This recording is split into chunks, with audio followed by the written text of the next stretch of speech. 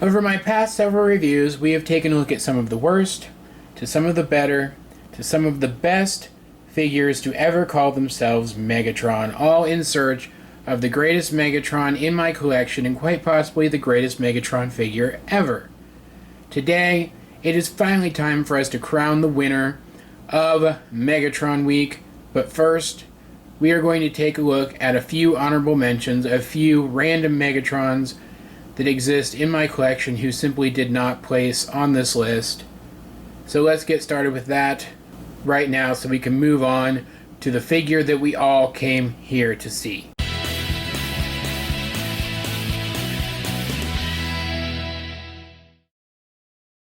The Megatron Creon from the Battle for Energon 2-pack with Optimus Prime.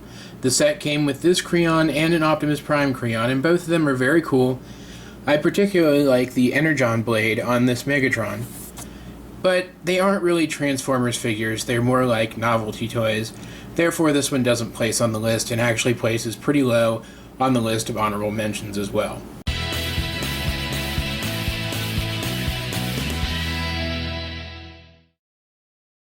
Creo Megatron from the Battle for Energon 2-pack with Creo Optimus Prime.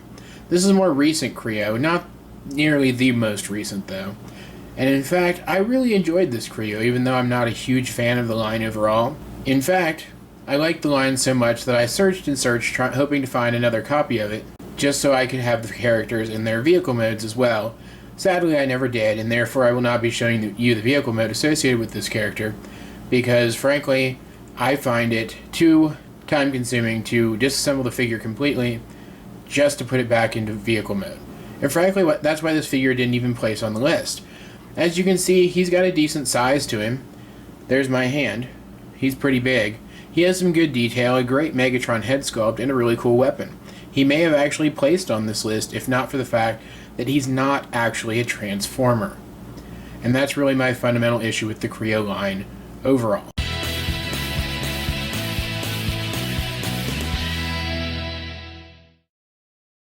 The best of the honorable mentions is this guy here, the Transformers Animated Activators class Megatron. While I wasn't really a fan of the Activators line overall, I understand its purpose.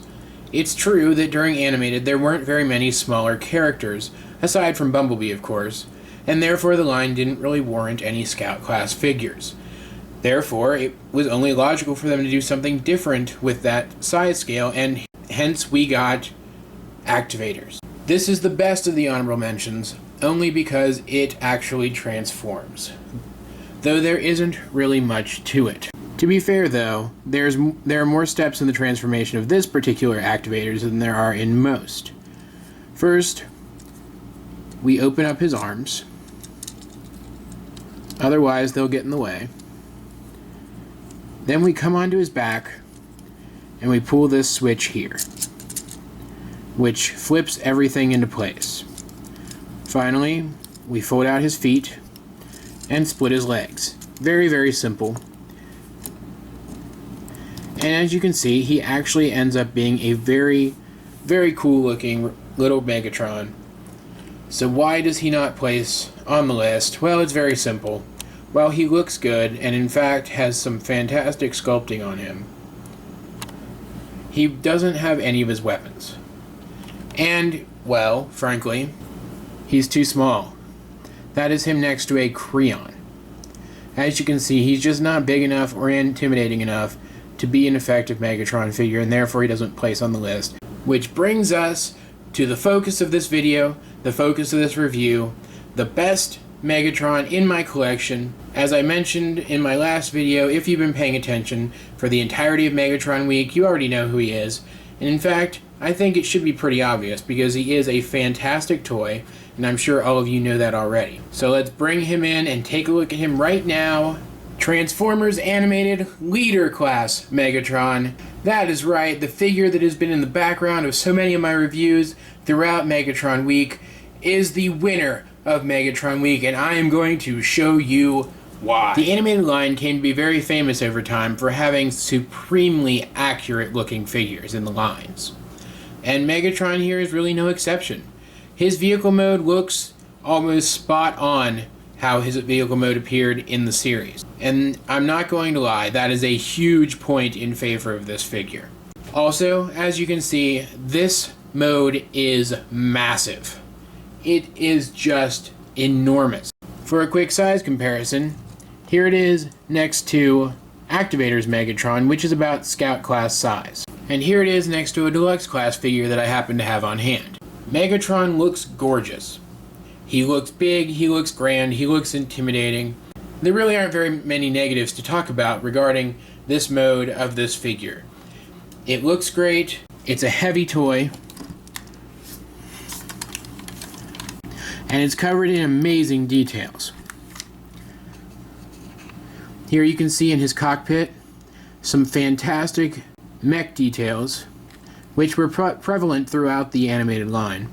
You can see intakes, you can see more intakes. His tail section is very well designed, and his rotary blades do move in unison with each other, allowing for some added play value. Not only that, but his color scheme is just fantastic. This is a Megatron color scheme with the dark grays, the dark reds, and the blacks. This figure looks like a villain. It looks like a leader of villains, as it well should. And while I have pointed out that I don't mind the color schemes of Megatron, such as Classics Voyager Megatron, this is by far the superior rendition of Megatron's color scheme. It fits him to a T, it looks great, it wholly suits one of the first truly threatening renditions of Megatron that we saw in many, many years. And while it's somewhat new and unique, it also manages to invoke the G1 Megatron, whom everyone knows and loves. He was, after all, the first. In fact, one of the things I love the most about this vehicle mode is that while it is a completely different configuration than the Generation 1 Megatron, it actually manages to invoke that character's alt mode. It's sleek, it looks functional, and it has this giant weapon on it. And while that giant piece on the original Megatron was a sight and not a weapon, it does feel similar enough that I think that this character does a good job of doing exactly what he was meant to do and invoking the original G1 Megatron without being the original G1 Megatron, because as we know, one of the other things that can be known about Animated during its run was that it wasn't entirely a show on its own. It drew heavy inspiration from the Generation 1 series. This Megatron does have some additional features, though I have long since lost the missile that came with him. If you cock his weapon back and then push this switch here, the weapon will fire. And he does have sound effects. Pressing the Decepticon symbol on his underbelly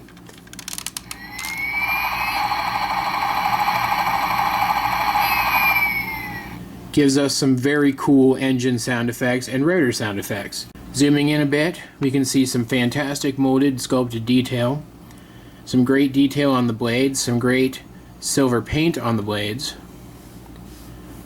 All around, this is just a great looking toy, and I am happy to have it. I searched and searched for this toy for a long time. I never thought I was going to find it, and when finally I did, I rejoiced. And I was not disappointed. I was not disappointed once I opened this guy. I was not let down.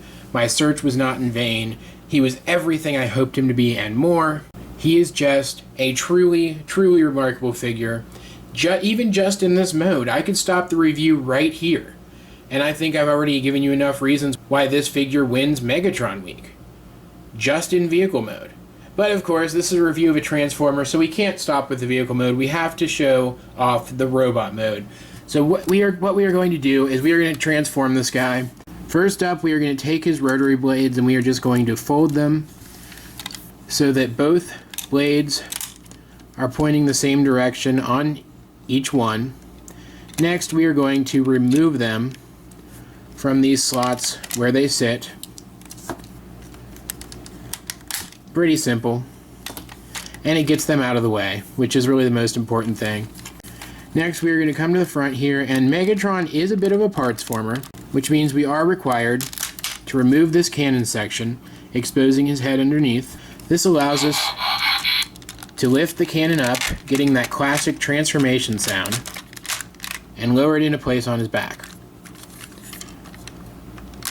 Next up, we are going to come to the front of Megatron here, and we are just going to bring his shoulders forward, which also brings his wings back, as you can see here. Next, we're going to bring his arms down, rotate them into place, and come to the insides here, and rotate his hands. We're going to do that on both sides.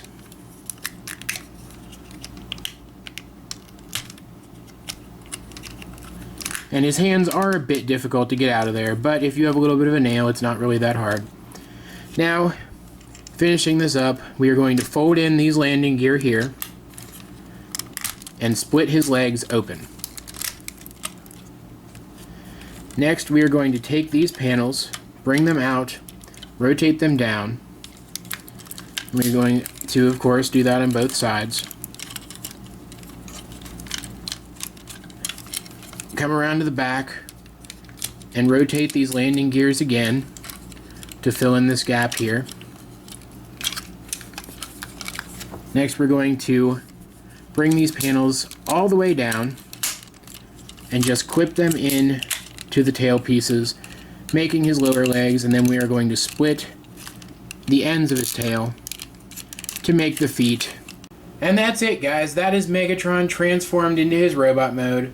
I said it was a good transformation. I did not say it was a complex transformation, because another thing that the animated line was known for was simplistic yet accurate transformations, and once again Megatron is no exception. While his transformation is pretty simple, he ends up looking almost identical to his on-screen counterpart in robot mode as well, and his transformation is pretty much 100% accurate to the way he transforms on the show. It's actually pretty remarkable. What Animated did when they created these character designs is they gave us fantastic homages to some of our favorite G1 characters, which also brought new flavor to the characters and managed to be almost entirely screen accurate. And frankly, I don't care what anyone says about Animated. I know it's much more popular now than it was when it first started, but there are still the naysayers, and to them I say nay. Animated was a fantastic show with fantastic character designs, and quite frankly, I watched Armada, I watched RID, I watched several of the Japanese series, all of which tried to create a more threatening rendition of Megatron for us, the viewers, and none ever came close to being threatening until this guy came around. And yes, G1 Megatron was threatening in his own right, but he was only threatening enough for the times. And the times have changed, and kids expect stronger villains. And this Megatron was a strong villain. When he first appeared on the show, I'm not gonna lie, I was terrified. I was sure the Autobots were all gonna die. I really didn't see how they were gonna get out of it. He even managed to steal the key, which until that point had been their main plot device for defeating enemies who were technically stronger than them. He came out of nowhere, and he brought an air of despair and hopelessness to the show for quite a while. It took a while for this Megatron to stop being intimidating. As much as he actually did stop being intimidating, this Megatron remained an intimidating, threatening, strong villain all the way up until the end of the series. This Megatron even killed Starscream. You don't get that very often. There are very few Megatrons in the various Transformers continuities who actually have the guts to kill their Starscream. This Megatron was one of them, and he did it in a fantastically brutal way. And this was a relatively threatening version of Starscream as well, who actually remained a threat beyond the time of his death. I love this character. I love that he invokes the G1 character while still remaining to be his own flavor of awesome. I love everything about this character, and this figure does a remarkable job of invoking everything about the character that I love. But that is enough talking about the figure. This is an action figure. This is a review of an action figure, so we're going to take a look at some of the action-y things that he can do. First of all, you remember those rotary blades? Well, now they're swords. That is right. This Megatron has swords. And they are awesome looking swords too. They do fit in his hands very easily, and he can hold them very well. That just looks so cool. Those really look like he could take some heads off with them, and I absolutely love them. I pointed out earlier that they are painted in a very nice silver. It is that Hasbro silver, which is a very nice silver. You can see, raising the view of my camera up a little bit, you can see these blades are enormous. And they look great. And I love them. But we didn't come to see Megatron holding swords. Oh no, we did not. We came to see Megatron holding a giant gun. And this Megatron does it well. As you can see, there are some grooves in his arm, and there are some grooves inside this cannon piece. You simply slide groove over groove, and it snaps right in. And now you have Megatron with his giant cannon of awesome. This Megatron is everything I could have hoped for. He is big, he is beefy, he is intimidating, he is cool, he has an amazing color scheme, he has fantastic weapons. He even, if I zoom in here to show you, has a great head sculpt, which seems to be inspired by simultaneously the G1 Megatron and the movie Megatron, both of which were relatively intimidating characters, and both of which had some pretty good designs to them. But even that is not it. There is still more to this figure. Yes, that is right, he can still do more stuff. This Megatron has electronic features, as you already saw in the vehicle mode, but he also has some in this mode as well. Turning off my light here so you can get a good look. Pressing this Decepticon symbol in robot mode